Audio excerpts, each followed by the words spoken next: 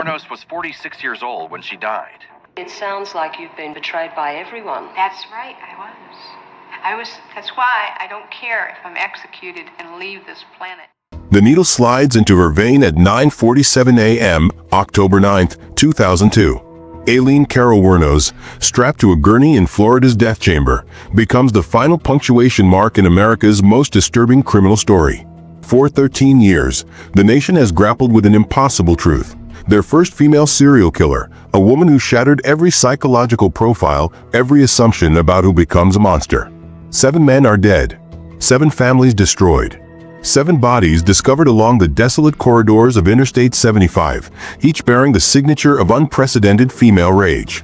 Richard Mallory, David Spears, Charles Carskadden, Peter Seams, Troy Burress, Charles Humphreys, Walter Antonio.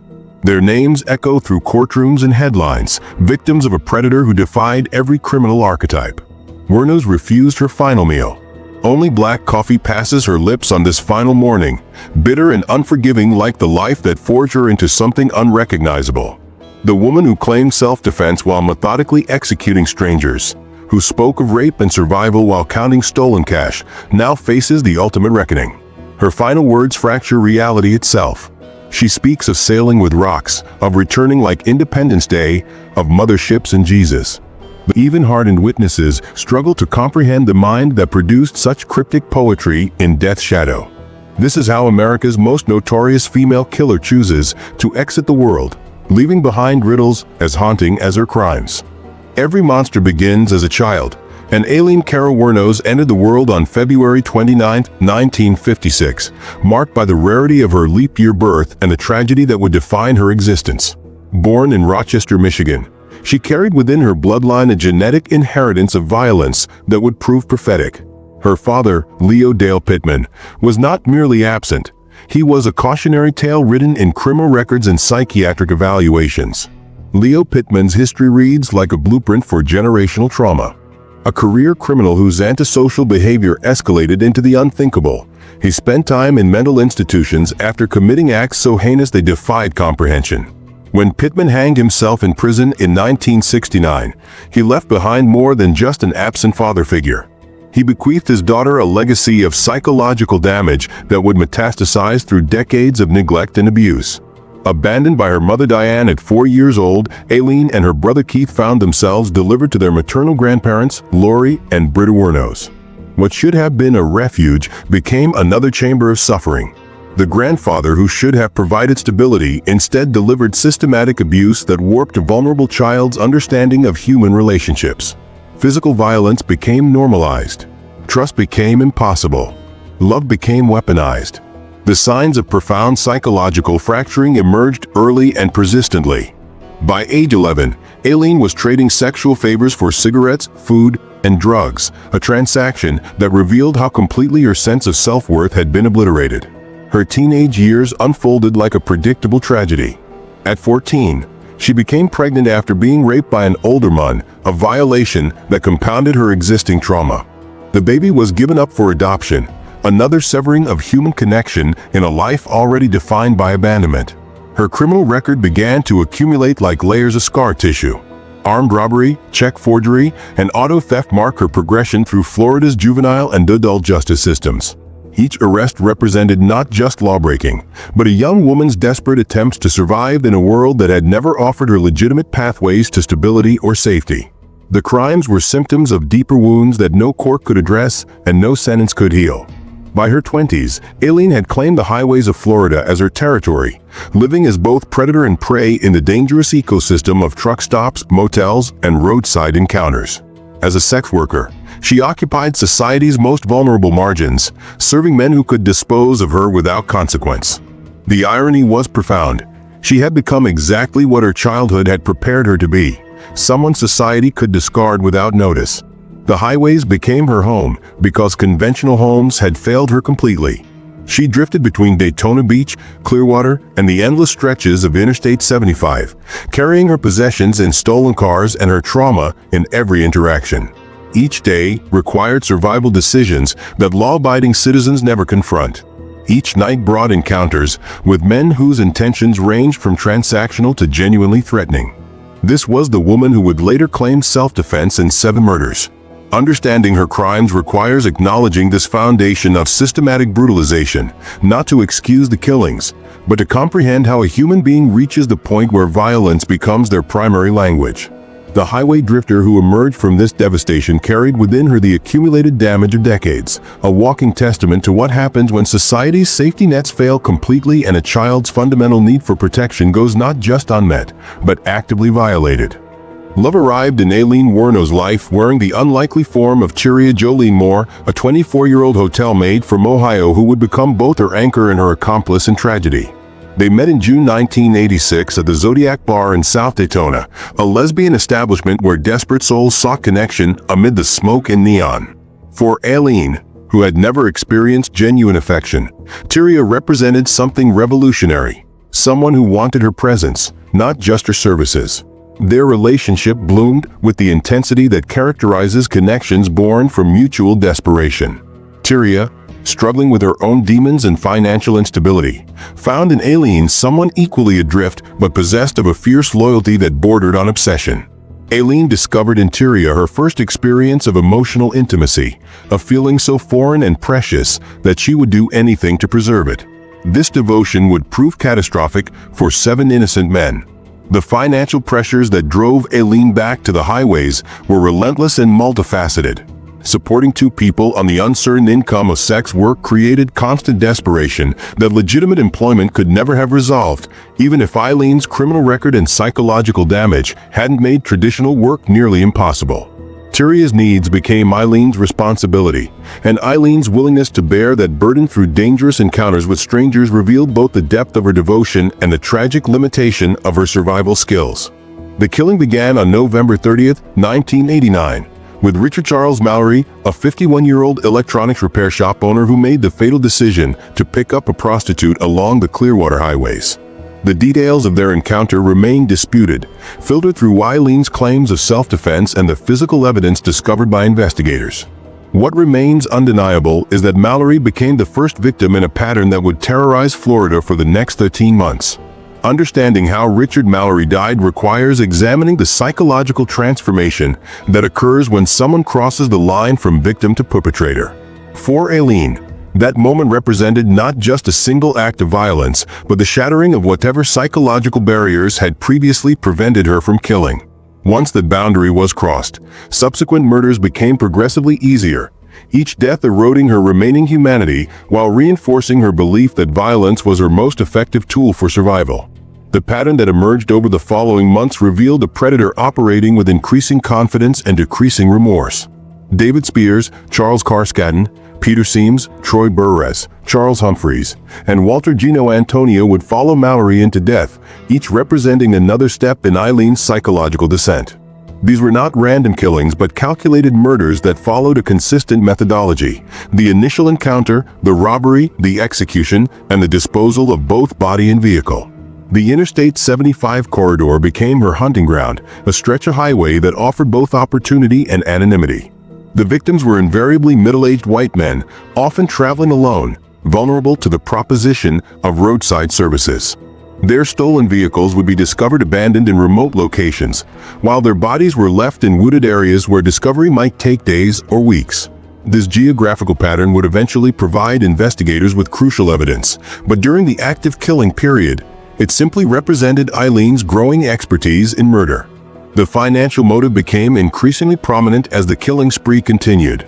Each victim's wallet, jewelry, and vehicle represented temporary relief from the constant pressure of supporting herself and Tyria. The money funded their nomadic lifestyle, paying for cheap motels, alcohol, and the basic necessities that neither woman could afford through legitimate means. This economic desperation transformed murder from an act of claimed self-defense into a twisted form of employment, each death funding several more weeks of survival. The first body appeared like a dark prophecy along Highway 19 in Citrus County. Richard Mallory's decomposing remains, discovered on December 13, 1989, initially seemed like another unfortunate casualty of Florida's dangerous roadside culture. Deputies cataloged the evidence methodically: 3 gunshot wounds, wallet missing, no immediate suspects. What they couldn't have anticipated was that this discovery marked the beginning of law enforcement's most challenging hunt for a killer who defied every established profile. As 1990 unfolded, the pattern became undeniable and terrifying. David Spears' body emerged from the woods near Interstate 75 in June, followed by Charles Carskadden's remains in August. Each discovery reinforced a disturbing consistency. Middle-aged white men, shot multiple times with a .22 caliber weapon, robbed of their possessions. Their vehicles later found abandoned miles from their bodies.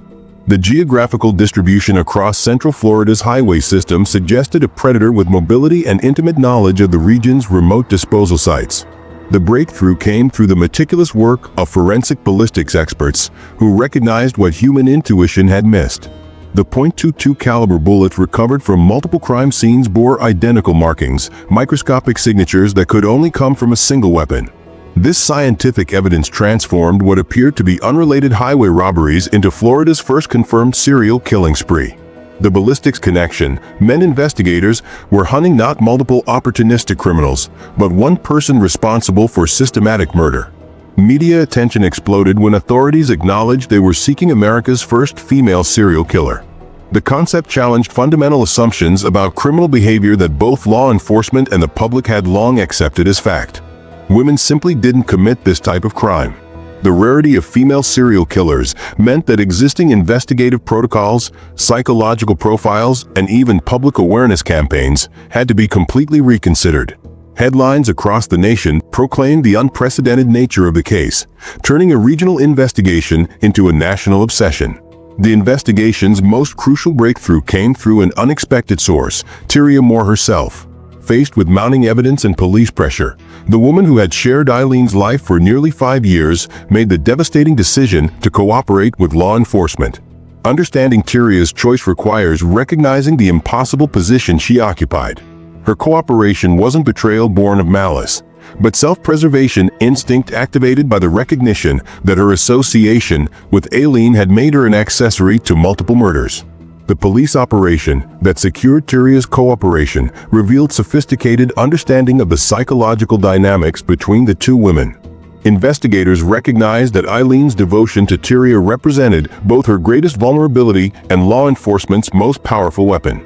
Under careful supervision, Tyria placed recorded telephone calls to Aileen, conversations designed to elicit admissions that could be used in court. These recordings captured not just confessions, but the voice of a woman whose love had become so distorted that she would kill to preserve it. January 9, 1991, marked the end of Aileen's freedom and the beginning of justice for 7 families. The Last Resort, a Daytona Beach biker bar, became the unlikely stage for her capture. Surrounded by the leather-clad clientele and dim lighting that had always provided her sanctuary, Aileen was identified through witness descriptions and arrested without incident. The woman who had terrorized Florida's highways for over a year surrendered with surprising calm, as if some part of her recognized that this moment had always been inevitable. The arrest scene itself carried profound symbolic weight. Here was America's most wanted female fugitive, taken into custody not through dramatic chase or violent confrontation, but through methodical police work and the cooperation of someone who had once loved her.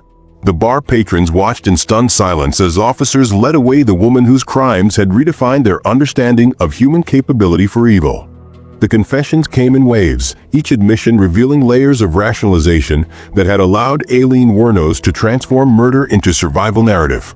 Seated across from investigators in sterile interrogation rooms, she methodically detailed 7 killings with the matter-of-fact tone of someone recounting routine business transactions. Her accounts painted each encounter as self-defense against men who had threatened, attacked, or attempted to rape her. To understand these confessions requires recognizing how thoroughly Aileen had convinced herself that her victims deserved their fate, creating a psychological framework that justified the unjustifiable. The prosecution faced the complex challenge of dismantling Aileen's self-defense narrative while proving premeditation in cases where physical evidence told only part of the story. Prosecutor John Tanner and his team methodically constructed their case around forensic evidence, ballistics reports, and the systematic nature of the crimes. They argued that true self-defense victims don't typically rob their attackers, steal their vehicles, and dispose of bodies in remote locations. The pattern of behavior suggested calculation rather than reaction, premeditation rather than desperate response to immediate threat. Understanding the legal battle requires examining how self-defense claims function within criminal law. Legitimate self-defense requires imminent threat, proportional response, and genuine fear for one's safety. The prosecution demonstrated that Aileen's actions exceeded these parameters repeatedly.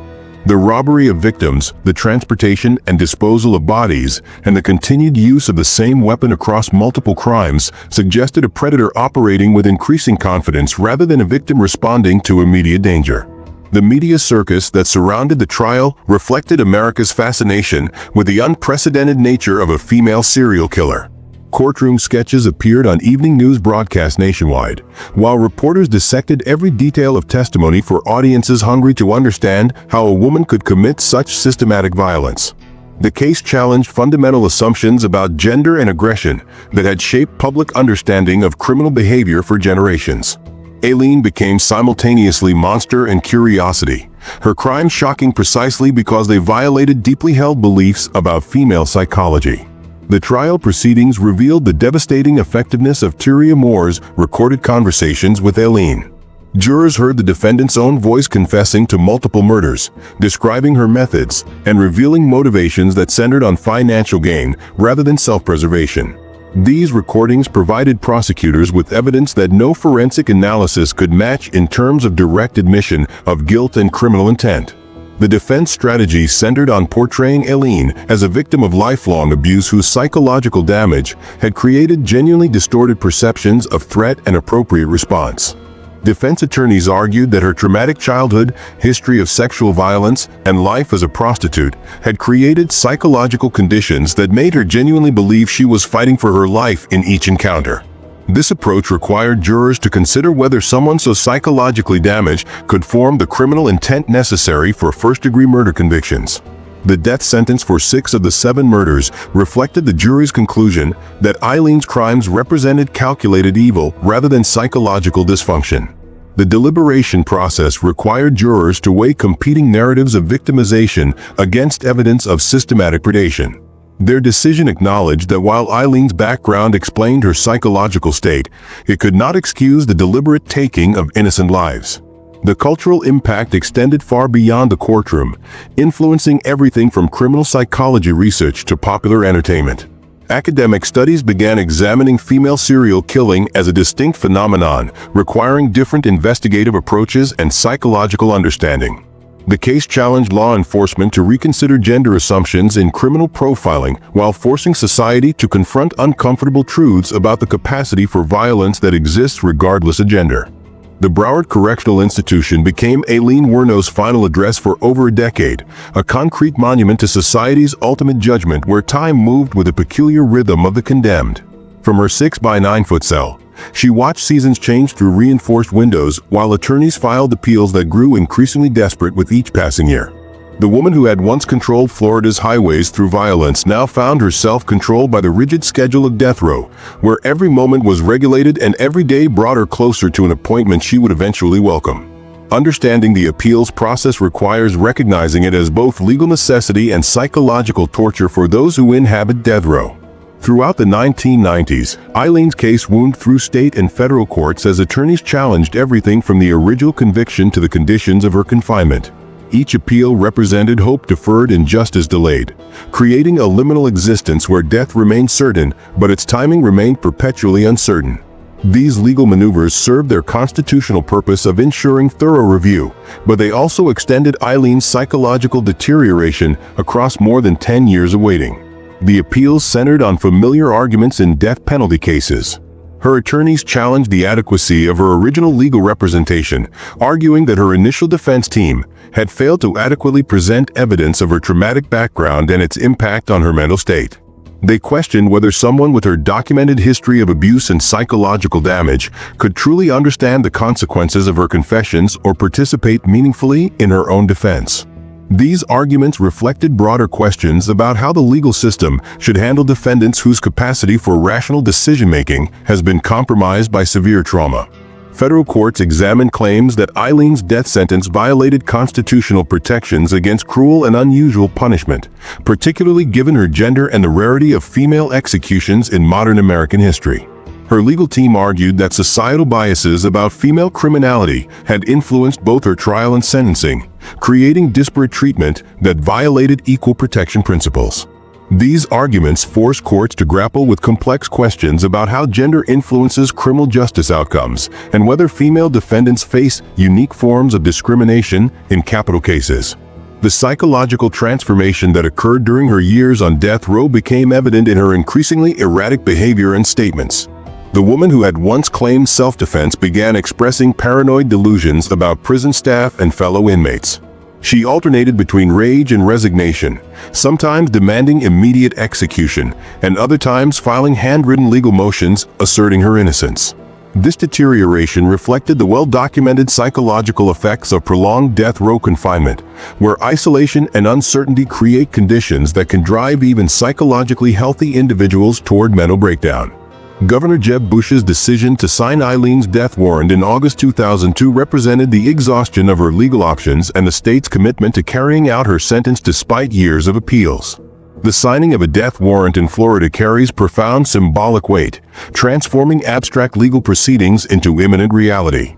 For Aileen, this moment marked the beginning of her final countdown, a 60-day period during which the state would prepare for her execution while she faced the reality that her years of legal battles had ultimately failed. Her final interviews revealed a woman who had reached a form of peace with her approaching death, expressing genuine desire for execution rather than continued imprisonment. She spoke of being tired of fighting, tired of the appeals process, and ready to face whatever came after death. This acceptance represented either psychological resolution or complete surrender to despair, depending on one's interpretation of her mental state during those final weeks. October 9, 2002, arrived with a methodical precision that characterizes state-sanctioned execution. Aileen's decision to decline her final meal in favor of only black coffee spoke to her determination to meet death on her own terms, refusing the small comfort that the state offered its condemned prisoners.